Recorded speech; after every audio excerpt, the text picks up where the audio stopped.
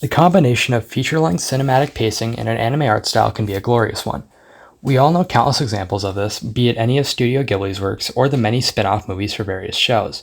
But why is this such a good combination? Although you can't simply boil it down to a science, I think there are some properties that become evident when you look at good examples of anime-style movies. And one of these good examples is Josee, the Tiger and the Fish. Josee, the Tiger and the Fish is an animated movie that was theatrically released on Christmas Day of 2020. It's an adaptation of the 1984 short story of the same name, written by the accomplished Seiko Tanabe. Be careful not to confuse this movie with the film Josee, which was released the same year as a South Korean live-action adaptation of the same book. The story is a romance between two young adults, Tsuneo and Josee. Tsuneo is a college student who wants to go study in Mexico, and Josee is a paraplegic girl who loves art. I won't go in depth yet for the sake of brevity, but it's a heartwarming story about following your dreams. The movie was originally supposed to be released earlier in 2020, but due to a certain pandemic, it was pushed back. It premiered at the 25th Busan International Film Festival, having a Japanese theatrical release afterward. With 5 separate nominations and the 2021 Kotatsu Japanese Animation Festival's Audience Award under its belt, it's safe to say that the movie was released to a very warm reception. Now, is the movie good? Absolutely. First, this movie is visually stunning. That isn't exactly surprising when you realize that it was animated by Studio Bones, a well-known studio that has animated shows such as My Hero Academia and Mob Psycho 100, among many, many others. The film's score was composed by Evan Call, who did a great job. On top of all that, it tells a great story. The movie was a great watch at both the superficial and story levels, and I highly recommend it. With that being said, let's get into the actual video. Why do anime movies work? First, there are some fundamental differences between a movie and a TV show. TV shows have to pay attention to audience retention throughout their runtime, which makes their pacing a delicate balance of keeping viewers interested without dragging out every event. There are many shows that are infamous for their poor pacing, but most anime examples are long-running shonen series. Your average seasonal anime runs from 12 to 24 episodes, which typically ends up having a minimum of 4 hours of runtime. Comparing that to the 1 to 2 hours of your average movie, you can already see that its pacing will be significantly faster. But since movies don't need to retain their audience over the span of multiple months, each scene throughout the movie's runtime just needs to contribute to the story and its conclusion. Only having to focus on the story itself ensures that no effort is wasted on unnecessary details. It's basically Chekhov's gun. If it's not going to be relevant by the end of this story, then it doesn't need to be mentioned in the first place. In Josee, the Tiger and the Fish, we know very little about the world in which the story takes place. It's obviously a city in real-world Japan, but we aren't told much more than that because it's not relevant to the story. Similarly, we know next to nothing about Tsuneo and Josee's childhoods. It's unimportant to the story being told, so it is omitted without issue. Another typical benefit, although it's not displayed in this movie, is that most anime are adaptations of other mediums. Adaptations, although they come with their own set of challenges, can be far easier to work with. This is especially true with manga adaptations, as the visual baseline is already established. Most anime adaptations will rarely, if ever, use an art style that is fundamentally different from the manga. Having the style of the world, characters, and effects pre-established can similarly take pressure off of the studio. Of course, it is well known that anime is far from easy to produce. Studios often deal with brutal time crunches and overworked employees, often the fault of the studio, but I digress. Mixing that messy environment with a desperate need to secure funding for the rest of a show, it can be hard to make a show that has a consistently good level of quality. But let's talk about the advantages that anime does have.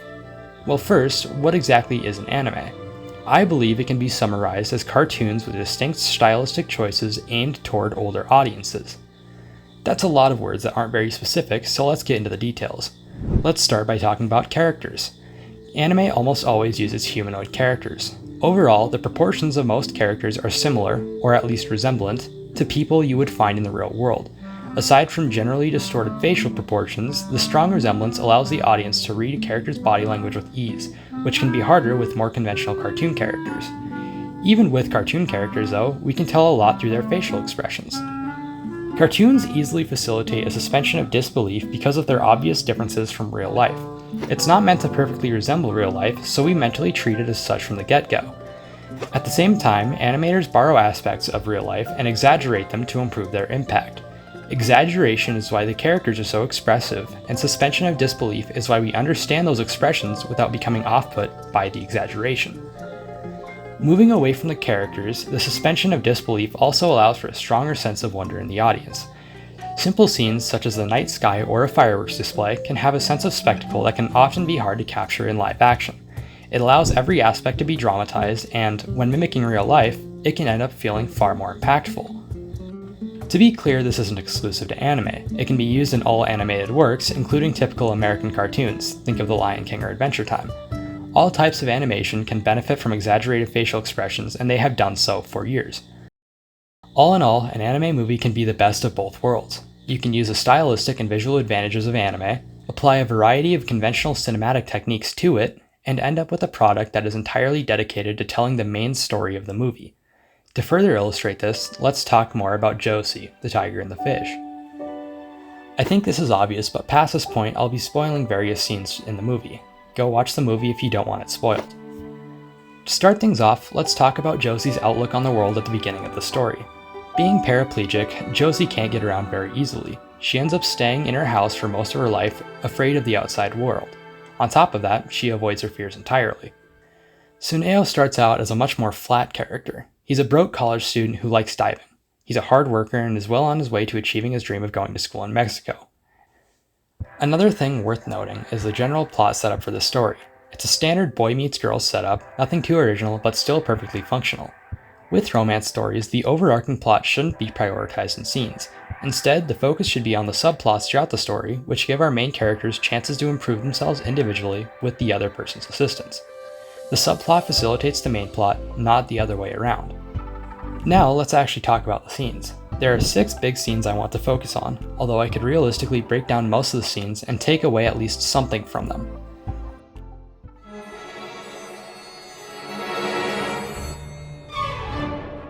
The meeting scene is the first important one I want to talk about. It is a literal representation of the crossing of the characters' paths. It's where their lives crashed into each other and where their lives are first entangled with one another. It's a fun little piece of symbolism, and we'll talk about it more in a bit.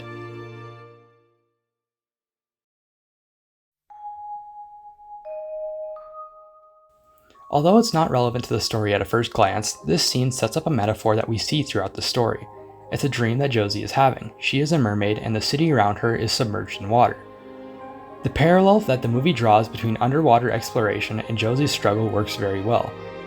For her, the world around her is all underwater. She's rarely able to explore, and she's never able to explore it until she's content. She must stay on the shore that is her house, and the idea of taking even the smallest trip seems a monumental task. It's a lot like freediving, where your forays are directly limited by your physical abilities. This dream establishes that parallel, and we get a nice visual display in the process.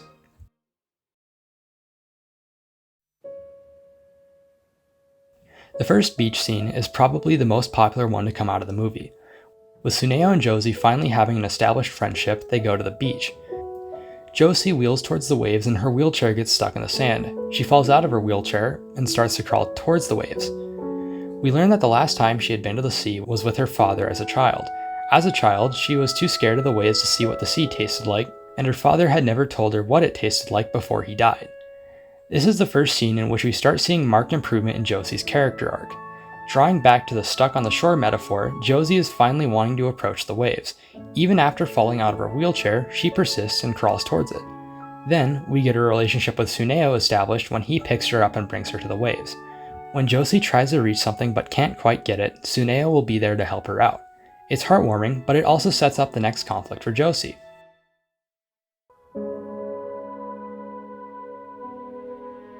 I have no issues saying that this scene is my favorite part of the movie. Not because it's especially good looking or anything like that though. Instead, this scene stands out because of its great use of juxtaposition. The bright palette has been replaced by the dull grays and blues of an overcast sky. Instead of Tsuneo pushing Josee along, he merely stands by her side. Instead of going up to the water's edge, they watch it from afar. And instead of being Josee, she's now just Kumiko. This scene is reflective of Josee's outlook on life. Where there was once wonder and joy has been reduced to a dull reality, and instead of experiencing the joys of facing her fears, she simply watches them from afar. She's independent, but it's cost her all of the progress she made, everything that mattered to her. She's fully given up on her dreams of becoming an artist as well. When Tsuneo tells her that she shouldn't give up on her dreams, she mentions that he's well on his way to obtaining his dream. She is saying that someone who is perfectly capable of obtaining their dreams wouldn't understand her predicament. Of course, the audience knows this is an excuse. Not being able to walk doesn't stop you from making art, but Josee has locked away her dream to guarantee herself an independent future. She doesn't even try to compromise on her dream, she just shuts it down entirely. She rolls away from Tsuneo as the rain starts to fall. As Josee abandons Tsuneo to let him pursue his dreams, he chases after her, and as she tries to be independent, Tsuneo ends up getting hurt. All in all, this scene is the true pivotal point of the movie. Both our hero and heroine are faced with their harshest tribulations yet. Tsuneo has to pursue a goal that he might never attain, and Josee has to feel responsible for taking Tsuneo's dream from him. Past this point, neither person will rely solely on the other. They must take matters into their own hands and refuse to compromise.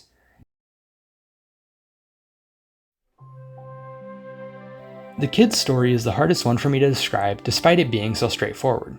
It's a retelling of the events so far, Josee depicted as a mermaid and Tsuneo as a young man with wings. It plays back into the metaphor of Josee being a mermaid, although it's reversed this time. Josee is a mermaid who's been given human legs so she can now walk on the shore. Tsuneo is a guardian figure with wings. Tsuneo acts as Josee's guardian throughout the first part of the movie, so this makes sense. His wings represent the way he will get to his goal of going to Mexico. Tsuneo's wings are broken, told that they may never be as good as they once were, but Tsuneo perseveres and is able to fly to his goal in the end. And Josee is content with going back into her ocean, Tsuneo's success being more than enough to keep her happy. This scene acts as Josee's redemption. She has accepted the possibility of her failure, but she still wants to face her fears like she did with Tsuneo. And most importantly, she is okay with forging her path with the support of her friends, even if it gets difficult. This scene is what spurs on Tsuneo, too. After dealing with the terror of uncertainty, seeing Josee willing to face her fears encourages Tsuneo to face his.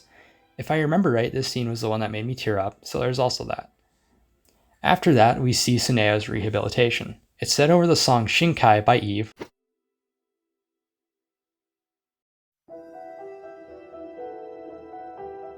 Between the last scene and this one, we see improvements made to both characters. Tsuneo and Josee's individual conflicts have been more or less completely solved at this point, and they go about their lives separately.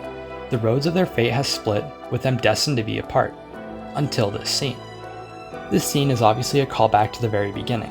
Josee was capable of facing her fears alone, but due to chance she stared death in the face yet again. And when it was all about to come to an end, Tsuneo just so happened to be there to catch her. Our characters had been thrown into separate paths, but they intersect yet again. They're now capable individuals who see each other as equals, no longer victims of their circumstances. The layers of feelings that Tsuneo and Josee hold towards one another melt under the warmth of the streetlights, and we finally get the confession. Josee が好きだ。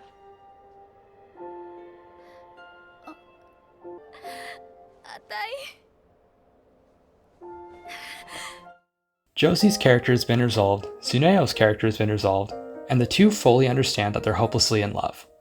And that's the end. Well, kinda. The credits show Tsuneo going to Mexico and Josee becoming professional illustrator. It's a happy ending that these characters absolutely deserved. The ending song is Auna Waltz by Eve, another beautiful song that just tops everything off. Josee, the Tiger and the Fish is the story about the beauty of reaching for your dreams. Dreams aren't special because they're easy to reach, nor are they something that you can just cast aside. And when it all seems out of reach, you might just need a helping hand. I wish that this movie had been more advertised to Western audiences upon its release. It made for a great viewing experience and told an amazingly heartfelt story that had a picture book happy ending. Seeing this in theaters would have been a great experience.